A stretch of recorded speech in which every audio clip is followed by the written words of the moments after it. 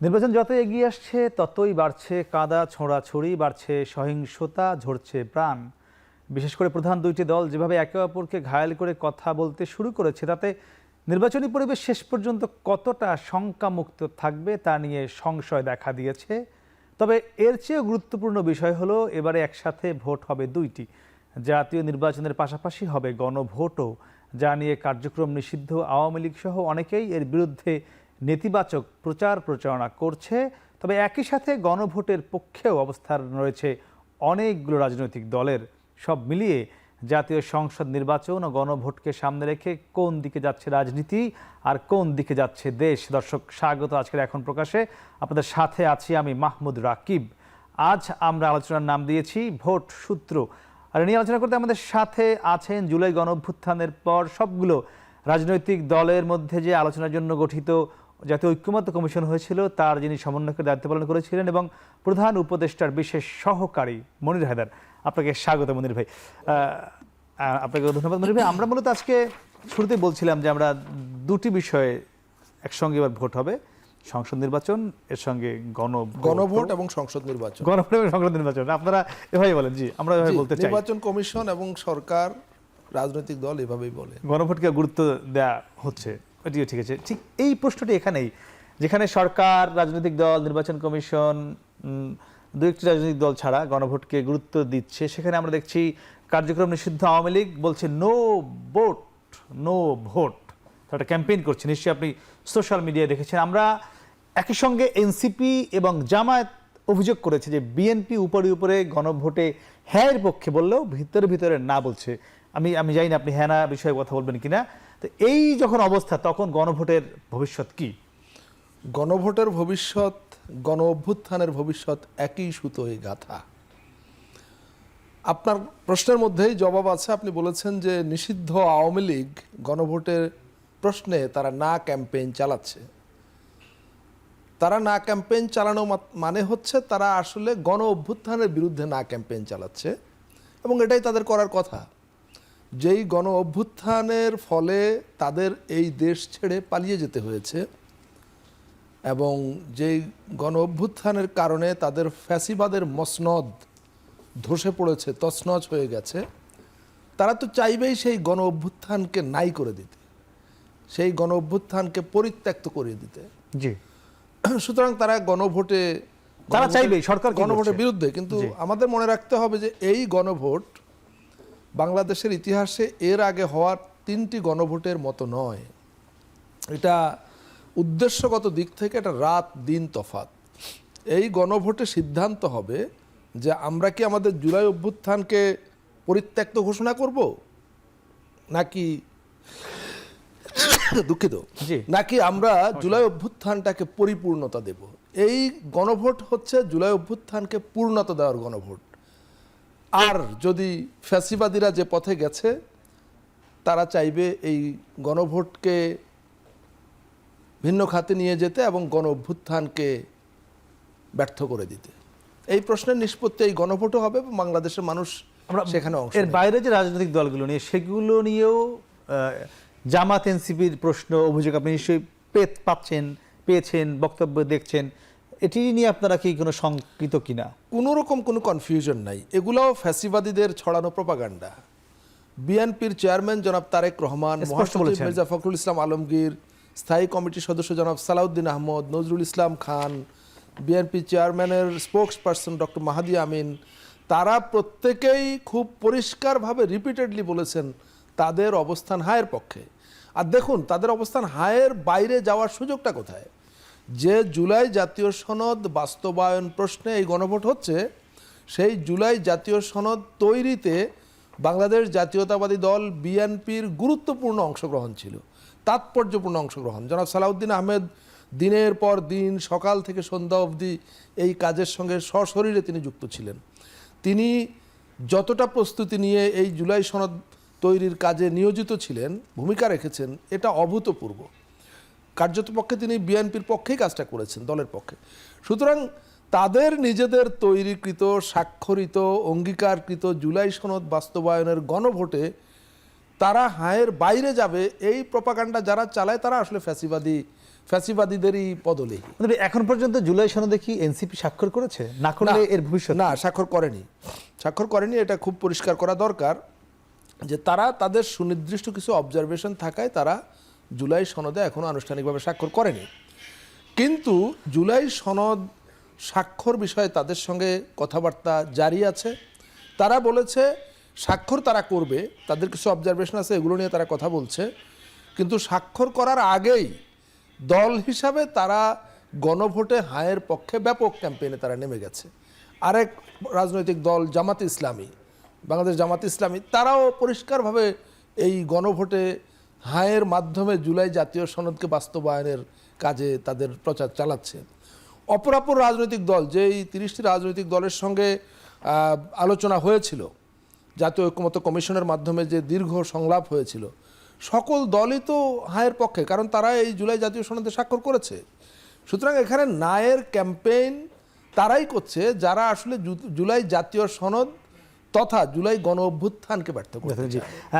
একটু ছোট করে জানতে চাই, যেহেতু দুটি ভোট, গণভোট এবং জাতীয় সংসদ নির্বাচন, ভোট গণনা নিয়ে কালক্ষেপণ হবে কিনা এবং এটি একটি শঙ্কা কিনা যদি 2 দিন 3 দিন লেগে যায়, আপনাদের নিশ্চয়ই এটা ধরেন শঙ্কাবাজেরা শঙ্কা প্রকাশ করবে। আমি তো আর শঙ্কা প্রকাশ, মানে আমার জায়গা থেকে তো প্রথমত শঙ্কার কিছু আমি দেখি না। নির্বাচন কতক্ষণ লাগবে সেটা জানতে চাই। এটা নির্বাচন কমিশন বলতে পারবে। নির্বাচন কমিশন সকল হিসাব নিকাশ কষেই তারা ভোটের সময়সীমা 1 ঘন্টা বাড়িয়েছে এবং অপরাপর প্রস্তুতি তারা নিয়েছে। আমি বিশ্বাস করি যে এই নির্বাচন কমিশন যথেষ্ট এফিশিয়েন্ট এবং এই পর্যন্ত তারা যে সমস্ত কর্মকাণ্ড পরিচালনা করেছে, প্রস্তুতি গ্রহণ করেছে, সেখানে আমি তাদের দক্ষতার কোনো ঘাটতি দেখি না। সুতরাং এই যে সমস্ত শঙ্কার কথা কেউ কেউ বলে, শঙ্কা থাকবেই, নানা রকম কিন্তু ভোট তো দুটি, সময় বেশি লাগবে কিনা গণনা করতে? সঙ্গত কারণে যেহেতু দুটো ব্যালট থাকবে, অতীতের চেয়ে যখন শুধু সংসদ নির্বাচন হয় তার চেয়ে তো কিছু বেশি সময় লাগবেই। সেটি কেমন হতে পারে মনির ভাই?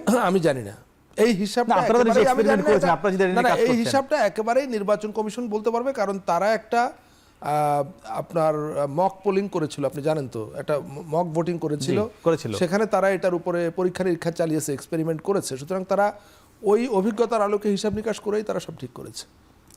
এবার আমরা সাধারণত দেখি যেদিন ভোট হয় ভোর রাতের মধ্যে মোটামুটি আমরা নতুন সরকারের একটি ফলাফল পেয়ে থাকি, মানে নির্বাচনের সেটা কি মানে দ্বিগুণ হতে পারে সময়টা? আমি এটা নিশ্চিত করে বলতে পারবো না আপনাকে। আপনাদের কোনো মানে এক্সপেরিমেন্ট চালানো হয়নি এ নিয়ে?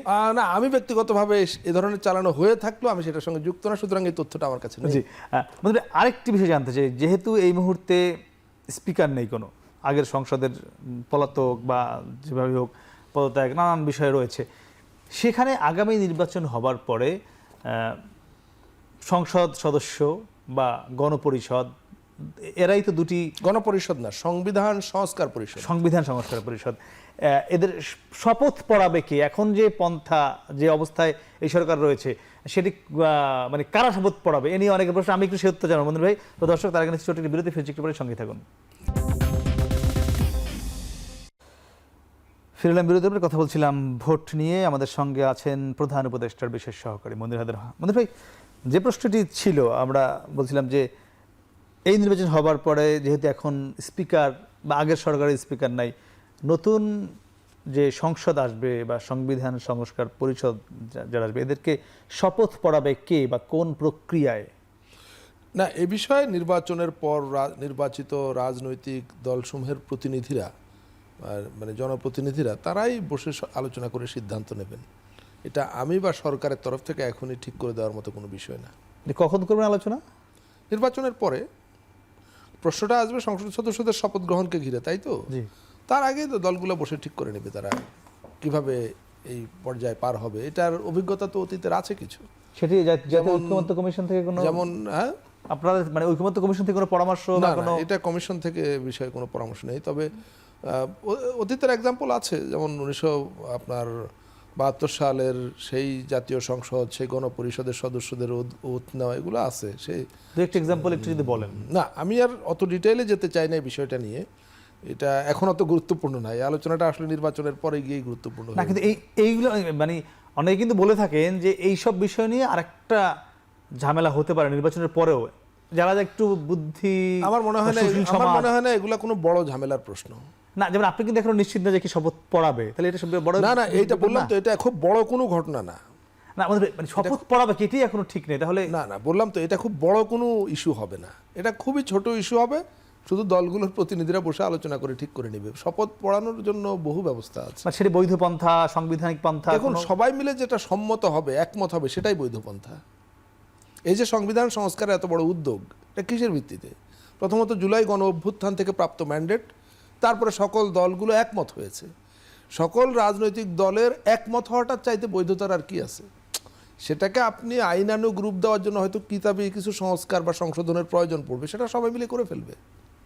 জি, আচ্ছা। আর বেশি জানতে চাই যে এখন যেটি আমরা জুলাই সনদ বা যেটা দেখি, এখানে বলা হচ্ছে যে আগামীতে যারা সংসদ গঠন করবে সেখানে একই ব্যক্তি দলের প্রধান এবং প্রধানমন্ত্রী হতে পারবেন না, এবং এটি আমরা দেখি আবার সোশ্যাল মিডিয়ায় বা গ্রামেগঞ্জে নেতিবাচক হিসেবে প্রচার করা হচ্ছে। এটি কি আবার কেউ কেউ কোনো দলকে ইঙ্গিত করে কথা বলছেন, এটি আসলে ব্যাখ্যা কি, আসলে কি তাই?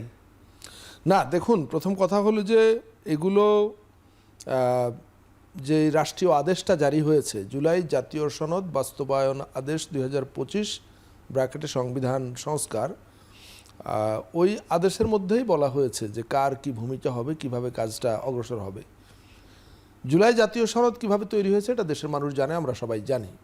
যে হঠাৎ করে কারো মাথা থেকে এসছে আর একটা লিখে দিয়ে এটা জমা দিয়েছে, আলোচনা হয়েছে, এটা দীর্ঘ প্রক্রিয়ায় সকল রাজনৈতিক দলের ঐকমত্য নিয়ে অংশগ্রহণে আলাপ আলোচনা, তাদের মতামতের ভিত্তিতে সবাই মিলে এটা করেছে। এবং তারপরে সবাই বসে এটা স্বাক্ষর করেছে, অঙ্গীকার করেছে, এখানে অঙ্গীকারনামা লিপিবদ্ধ আছে। তারপর এটা বাস্তবায়নের জন্য গত বছরের নভেম্বর মাসে যে আদেশটা জারি করা হয়, সেই আদেশে বলে দেওয়া আছে যে বাস্তবায়নের প্রক্রিয়াটা কি হবে। প্রথম ধাপে গণভোটের মধ্য দিয়ে এটা জনগণের একটা অনুমোদন লাভ করবে। জনগণের যে সার্বভৌম ক্ষমতা এবং তার যে গাঠনিক ক্ষমতা, মানে কনস্টিটিউয়েন্ট পাওয়ার, সেইটার প্রয়োগের মাধ্যমে তারা এই বিষয়গুলো, জুলাই জাতীয় সনদের সংবিধান সংস্কার সম্পর্কিত যে 48টি সুপারিশ, সেগুলোকে তারা অনুমোদন করবে। এবং গণভোটে অনুমোদনের পর তো এটা অটোমেটিক্যালি সংবিধানে ঢুকে যাবে না, এটা সংবিধানে ঢুকানোর জন্য, অন্তর্ভুক্ত করানোর জন্য কিছু নির্দিষ্ট প্রক্রিয়া আছে। সেজন্যই বলা হয়েছে যে একটা সংবিধান সংস্কার পরিষদ গঠিত হবে। এখন এটা কিভাবে গঠিত হবে, ওই আদেশেই বলে দেওয়া আছে যে আগামী 12ই ফেব্রুয়ারি যে নির্বাচনটা হবে, সেই নির্বাচনে যারা জনপ্রতিনিধি নির্বাচিত হবেন, জনগণ যাদেরকে তাদের প্রতিনিধি হিসাবে নির্বাচন করবে, সেই প্রতিনিধিগণের দুটো পরিচয়, দুটো দায়িত্ব, দুটো সত্তা। প্রথমত তারা সংবিধান সংস্কার পরিষদের সদস্য এবং সেই হিসাবে তারা একটা শপথ গ্রহণ করবেন। সেই শপথ অনুযায়ী তারা সংবিধান সংস্কারের কাজটা সম্পন্ন করবেন। এই কাজের জন্য তাদেরকে 180 কার্যদিবস সময় দেওয়া হয়েছে। 160, দুঃখিত, 160 কার্যদিবসের মধ্যে তারা প্রয়োজনীয় সাংবিধানিক ভাষা, কোন অনুচ্ছেদে কতটুকু অন্তর্ভুক্ত হবে, কতটুখানি ওখান থেকে বাদ যাবে, এই বিষয়গুলো তারা, ফর্মালিটিসগুলো তারা সম্পন্ন করবেন, আনুষ্ঠানিকতা, এবং সেই প্রক্রিয়ার মধ্য দিয়ে তারা তাদের দায়িত্ব শেষ করবেন। একই সময়ে যদি এর মধ্যে না হয় তাহলে এটি স্বয়ংক্রিয়ভাবে বাস্তবায়ন হয়ে যাবে। সেটা একটা আরেকটা বিকল্প প্রস্তাবে সে কথা বলা ছিল, কিন্তু এখন যে আদেশটা জারি হয়েছে সেখানে এই কথা বলা নেই। আচ্ছা আচ্ছা, ফলে এটা তারা করবেন এই বিশ্বাস থেকেই, বা এটাই হওয়ার কথা। এবং এই নির্বাচনের পরে এই অন্তর্বর্তী সরকার কি ইনঅ্যাক্টিভ হয়ে গেল? হ্যাঁ, আমি সেখানেই যাচ্ছি। কারণ এবং পাশাপাশি সেই প্রতিনিধিদের আরেকটা পরিচয় হলো তারা জাতীয় সংসদের সদস্য হিসাবে শপথ গ্রহণ করবেন একই সময়ে। একটু তাড়াতাড়ি করুন। এবং সেই শপথের আওতায় তারা জাতীয় সংসদের সদস্য হিসাবে দায়িত্ব পালন শুরু করবেন। সংসদের অধিবেশন বসবে, সংখ্যাগরিষ্ঠ দলের নেতা, তিনি সরকার গঠনের জন্য তাকে আমন্ত্রণ জানানো হবে, তিনি সরকার গঠন করবেন, অন্তর্বর্তীকালীন সরকার তার দায়িত্ব শেষ করে বিদায় নেবে। এটাই তো নিয়ম। মানে যতক্ষণ পর্যন্ত সংবিধান সংস্কারের কাজটা শেষ না হচ্ছে, ততক্ষণ পর্যন্ত এই যে আনুষ্ঠানিকতাগুলোর কথা বললাম, এগুলো বিদ্যমান সংবিধান অনুযায়ী হবে। বিদ্যমান সংবিধানে সংসদ সদস্যদের শপথ গ্রহণ, সংসদের অধিবেশন আহ্বান, সংখ্যাগরিষ্ঠ দলের নেতার সরকার গঠন, এগুলো যেভাবে বলা আছে সেভাবেই হবে। তখনই অন্তর্বর্তী সরকার ইনঅ্যাক্টিভ হয়ে গেল। ইনঅ্যাক্টিভ মানে বিদায় নেবে, ইনঅ্যাক্টিভ হওয়ার বিষয় না, বিদায় নেবে। আমরা জানতে চাইছিলাম যে এই একই ব্যক্তি দলের প্রধানমন্ত্রী হওয়া নিয়ে এটি নিয়ে যে নানান কথাবার্তা ছড়ানো হচ্ছে, বিষয়টি কি আমি সেটা আমরা জানবো। তবে দর্শক তার কাছে আবার ছোট্ট একটি বিরতি, ফিরছি একটু পরে, সঙ্গে থাকুন।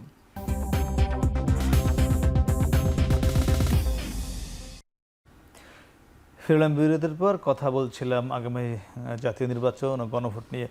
আমাদের প্রশ্ন ছিল যে একই ব্যক্তি দলের প্রধান ও প্রধানমন্ত্রী হতে পারবেন কিনা গণভোটে হ্যাঁ জয়যুক্ত হলে। না, আসলে জুলাই জাতীয় সনদে এই বিষয়টা এসেছে যে প্রধানমন্ত্রীর একাধিক পদে থাকা সম্পর্কিত বিধান। তো আমরা তো জানি যে আমাদের দীর্ঘদিনের প্র্যাকটিস, অন্তত 91 সালের পর থেকে যেটা হচ্ছে, যিনি দলের প্রধান তার দল যদি সংখ্যাগরিষ্ঠতা পায় তো তিনি প্রধানমন্ত্রী হন, দলীয় প্রধান থেকেই প্রধানমন্ত্রী হন। পাশাপাশি তিনি আবার লিডার অফ দি হাউস, মানে সংসদ নেতা বলে আরেকটা পদ আছে, হ্যাঁ তিনি নেন। আরেকটা পদ আছে parliamentary party, BNP parliamentary party, Jamaat Islam parliamentary party, সেই পার্লামেন্টারি পার্টিরও তিনি প্রধান। তার মানে কার্যত 4টা পজিশনে একই ব্যক্তি থাকেন। তো এই জুলাই জাতীয় সনদ তৈরির সময় আলোচনায় এই জিনিসটা ব্যাপক আলোচনা হয়েছে, হওয়ার পরে সিদ্ধান্ত আকারে গৃহীত হয়েছে যে যিনি প্রধানমন্ত্রী হবেন তিনি অ্যাটলিস্ট দলের প্রধান পদে আর থাকবেন না, এবং 30টি দলের মধ্যে 26টি দল এটায় একমত পোষণ করেছে, 4টি দল নোট অফ ডিসেন্ট দিয়েছে।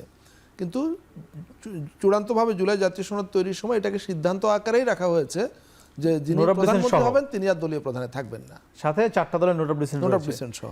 এটি যদি যারা ক্ষমতায় যায় তখন কি তারা এই নোট অফ ডিসেন্টকে কনসিডার করতে পারবে? দেখুন, বিষয়টা হচ্ছে যে সংবিধান সংশোধন তো কোনো দল ক্ষমতায় গেলেই সংবিধান সংশোধন করতে পারবে, আর সে জায়গায় থাকছে না। ধরেন আগের বর্তমান পদ্ধতিটাও হলো যে 2/3 মেজরিটি লাগবে, কিন্তু জুলাই সনদে যে প্রস্তাব করা হয়েছে গণভোটে সেটা পাশ হলে সংবিধান সংশোধনের পদ্ধতিটাই তো পাল্টে যাবে। সেখানে জাতীয় সংসদে 2/3 ভোটে পাশ হবে, তারপরে সেটা উচ্চ কক্ষে যাবে এবং উচ্চ কক্ষে সিম্পল মেজরিটিতে পাশ হবে।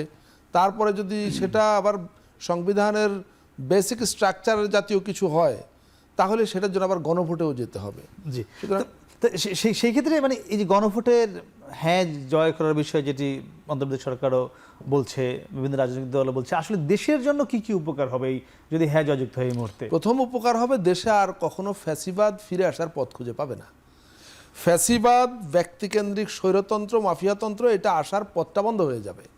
মূলত এটা বন্ধ করার জন্যই এত সব আয়োজন। যেহেতু 54 বছরের আমাদের অভিজ্ঞতা হলো যে আমাদের সংবিধান, সাংবিধানিক কাঠামো, আইনি কাঠামো, রাষ্ট্র কাঠামো, এগুলার বিভিন্ন ফাঁক ফোকর দুর্বলতা গলিয়েই স্বৈরশাসন এসেছে এবং সর্বশেষ এই 16 বছরের ফ্যাসিবাদী শাসন এসছে। সুতরাং সংবিধানে এবং সামগ্রিক আইনি কাঠামোতে এমন ধরনের সংস্কার সাধন করা যেটা করলে পারে অন্তত এগুলার চোরাপথ দিয়ে বা ফাঁক ফোকর গলিয়ে কোনো ফ্যাসিবাদ আর চলে আসতে পারবে না, সেটা এনশিওর করা। তো এটা যদি ধরেন এখানে 48টা বিধান সংবিধান সম্পর্কিত, তার মধ্যে গুরুত্বপূর্ণ যে কয়টা আছে, একটা হলো যে আমাদের 5 বছর পর পর একটা শান্তিপূর্ণ ক্ষমতা হস্তান্তর দরকার। মানে একটা সরকারের মেয়াদ শেষ হলেই যে একটা অচলাবস্থা তৈরি হয় সেটা যাতে আর না হয়, সেজন্য পরীক্ষিত ব্যবস্থা হলো নির্দলীয় নিরপেক্ষ তত্ত্বাবধায়ক সরকার ব্যবস্থা। সেটাই গণভোট এনশিওর করবে, যেটা সেটাই গণভোটের মাধ্যমে এনশিওর হবে। গণভোটের মাধ্যমে এনশিওর হবে যে প্রথমত তত্ত্বাবধায়ক সরকার ফিরবে এবং কিভাবে ফিরবে। আগে যেটা ছিল সেটার মধ্যে কিছু বিচ্যুতি ছিল, সুতরাং সেগুলোকে দূর করে যাতে সকল দল, মানে বিশেষত ক্ষমতাসীন দল, প্রধান বিরোধী দল, দ্বিতীয় বৃহত্তম বিরোধী দল এবং প্রয়োজন পড়লে সর্বোচ্চ আদালতের অংশগ্রহণের মধ্য দিয়ে একজন নিরপেক্ষ ব্যক্তিকে তত্ত্বাবধায়ক সরকারের প্রধান বেছে নেওয়ার একটা সুনির্দিষ্ট প্রস্তাব এবারে গণভোটে আছে। আর এটা হলো নির্বাচন কমিশন নিয়োগ। আমরা জানি আমাদের দেশে অনেকবার রাজনৈতিক অচল অবস্থা তৈরি হয়েছিল নির্বাচন কমিশন নিয়োগ নিয়ে, কারণ বর্তমান সংবিধান অনুযায়ী নির্বাচন কমিশন কার্যত নিয়োগ দেয় প্রধানমন্ত্রী। নানা রকম নাটকীয়তা দেখানো হয়, কিন্তু আসলে কাজটা প্রধানমন্ত্রী করেন, তার পছন্দের লোকই প্রধান নির্বাচন কমিশনার, অন্য নির্বাচন কমিশন নিযুক্ত হন। সুতরাং এটা বন্ধ করতে হবে, গণভোটে হ্যাঁ যুক্ত হলে। এখানে ক্ষমতাসীন দল, প্রধান বিরোধী দল, দ্বিতীয় বৃহত্তম বিরোধী দল সবাই বসে ঠিক করবে যে কাকে নির্বাচন কমিশন করবে। ঠিক একই পদ্ধতিতে পাবলিক সার্ভিস কমিশন, যে কমিশনের মধ্য দিয়ে উচ্চ পর্যায়ের সরকারি চাকরিগুলো হয়, সেটা সরকারি দল এককভাবে আর করতে পারবে না। এই বিষয়গুলো আছে। তারপরে সংবিধান সংশোধনের কথা আগেই বললাম যে আগের মতো এত সহজে আর পারবে না। একা পারবে না, জি। একটা ন্যূনতম জাতীয় ঐক্য লাগবে। 2/3 হইলেও পারবে না, উচ্চকক্ষের ব্যাপার থাকবে। উচ্চকক্ষের ব্যাপার জি, থাকবে। মানে এই পুরো প্রক্রিয়াটা সংবিধান সংশোধন বলি, গণভোট বলি, এসব মূল কাজটা করতে হবে যদি নির্বাচনটা সুষ্ঠু করবার জন্য নির্বাচন কমিশনের, বর্তমান নির্বাচন কমিশন যদি সুষ্ঠুভাবে নির্বাচনটা করতে পারে তাহলে এই গণভোটটাও ঠিকমতো হবে, জাতীয় নির্বাচনটা ঠিকমতো হবে। সেই নির্বাচন কমিশনকে নিয়ে প্রশ্ন তুলছে জামাত, এনসিপি, তারা বলছে তারা একটি পক্ষপাতিত্ব করছে, তারা তাদের যে ক্যাপাসিটি নিয়ে প্রশ্ন তুলছে, আইন শৃঙ্খলা বাহিনী কতটা এই নির্বাচন সুষ্ঠুভাবে করতে পারবে এ নিয়েও প্রশ্ন তুলছে। এটি নিয়ে আপনাদের কনসার্ন কি? আমি সত্য জানবো দর্শক, তার কাছে আমরা ছোট্ট বিরতি ফিরছি, করে সঙ্গে থাকুন।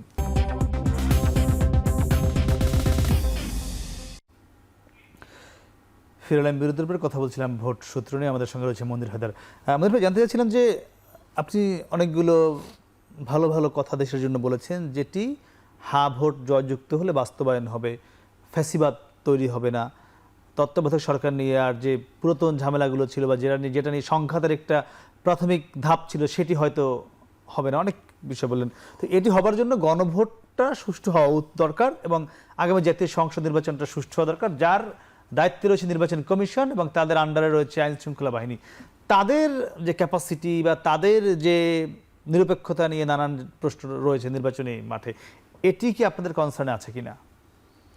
না, মানে এই মানে প্রথম কথা হলো যে সুষ্ঠু নির্বাচন কার দরকার আর কার দরকার না, সেটা গণভোটের কথাই বলেন আর পার্লামেন্ট ইলেকশনের কথাই বলেন।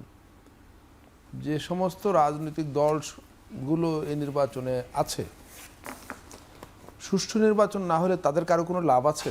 না, থাকার কথা না। তাহলে তারা তো সুষ্ঠু নির্বাচন হ্যাম্পার হোক, ক্ষতিগ্রস্ত হোক, বিঘ্ন ঘটুক, এমন কিছু করবে না। এটা যদি করে বা করতে চায় তাহলে কারা করবে? যে পলাতক ফ্যাসিবাদীরা করবে।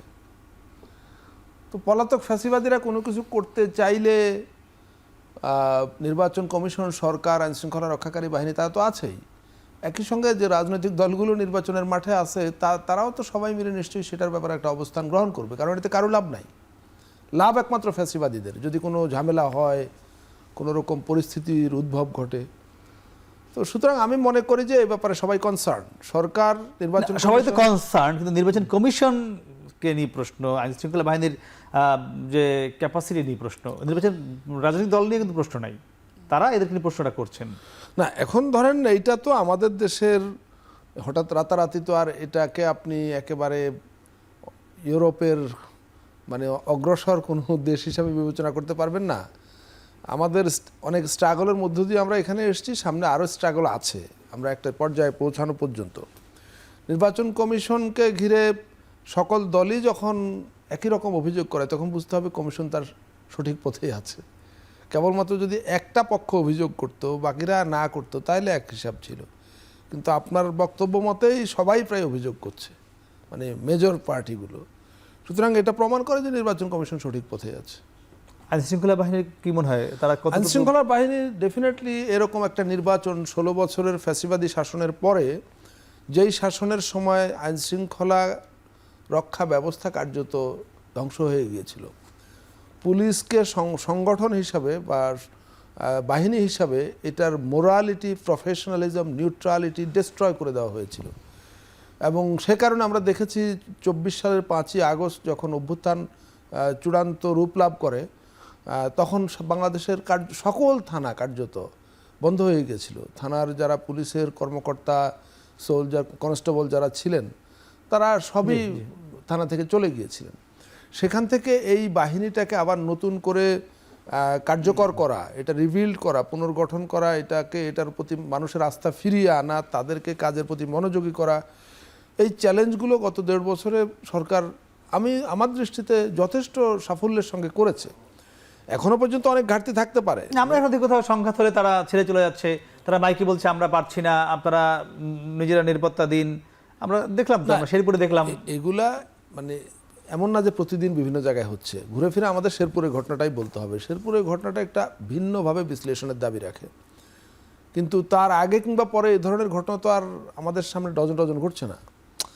আমি স্বস্তির মানে একেবারেই কোনো রকম আশঙ্কা নাই সেই দাবি আমি করব না। আশঙ্কা যতক্ষণ নির্বাচনটা না হয়ে যাচ্ছে এই আশঙ্কা থাকবে নানা রকম। কিন্তু আমি বলবো যে আপনি এভারেজ সারা দেশের এখন পর্যন্ত আইনশৃঙ্খলা পরিস্থিতি একমাত্র শেরপুরের ঘটনা দিয়ে বিচার করলে তো হবে না।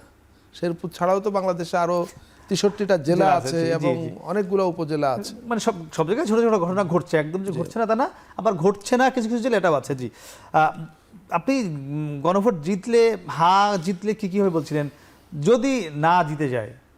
সেটা বাংলাদেশের শুরুতেই ভবিষ্যৎ বলেছি, প্রথম কথা হলো না জেতার প্রসঙ্গটা কেন আসছে।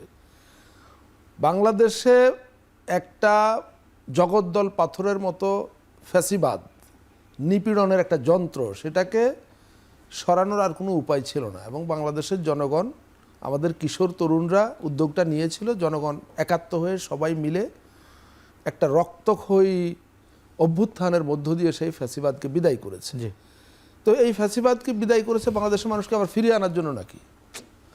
এখন না জিতবে কিনা হ্যাঁ জিতবে এই প্রশ্নটা যখন আপনি করেন, এর অর্থ দাঁড়ায় যে বাংলাদেশের মানুষ একটা অভ্যুত্থান ভুল করে ফেলেছে, এখন তারা আসলে পুনর্বিবেচনা করছে যে অভ্যুত্থান টিকায় রাখার দরকার আছে কিনা। ঠিক ছিল না। হ্যাঁ, মানে তারা এখন না ভোট দিয়ে আবার ফ্যাসিবাদকে ফিরাই আনবে এবং অভ্যুত্থানকে নাই করে দেবে।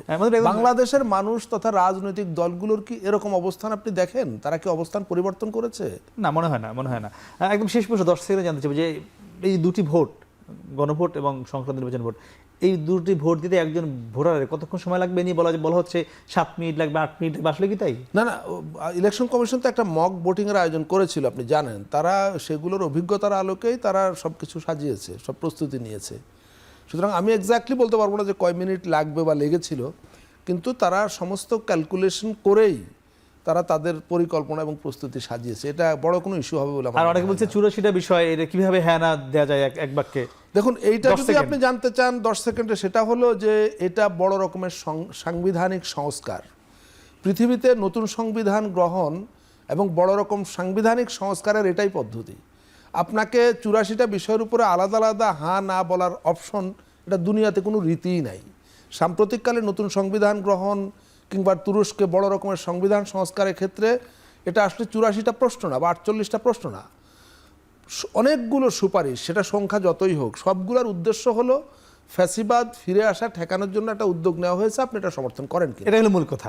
জি, জনাব বন্ধুদের আপনাকে অসংখ্য ধন্যবাদ। আপনার সাথে কথা যুক্ত হয়ে অনেকগুলো কথা বলছিলেন। দর্শক, আমরাও প্রধান উপদেষ্টার যিনি বিশেষ সহকারী, তার সঙ্গে গলা মিলিয়ে বলতে চাই যে বাংলাদেশের যে ফ্যাসিস্টদের বিরুদ্ধে কিংবা আগামী বাংলাদেশ যাতে সঠিক পথে চলে, গণতন্ত্রমুখী হয়, তার জন্য নিশ্চয়ই গণভোটটি অনেক বেশি গুরুত্বপূর্ণ। আমরা মনে করি সেদিকেই বাংলাদেশ এগিয়ে যাবে, যেটি 16 কোটি মানুষের জন্য ভালো কিছু বয়ে আনবে। সে প্রত্যাশা আজকের মতো শেষ করছি। শুভরাত্রি।